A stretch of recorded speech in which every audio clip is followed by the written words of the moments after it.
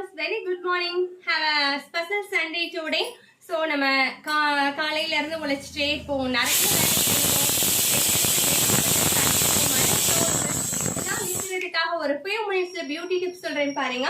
என்ன எடுத்துக்கணும்னா பாசி பயிறு, கடலை மாவு பிளஸ் அதோட வந்து பாத்தீங்கன்னா ரோஜா மோக்கு, ரோஜா பூ இருக்கு இல்லையா அது, இது மூணே நான் நல்லா இப்படி அரைச்சு வச்சிருக்கேங்க. சூப்பரா அரைச்சு வச்சிருக்கேன். இதுதான் டுடே.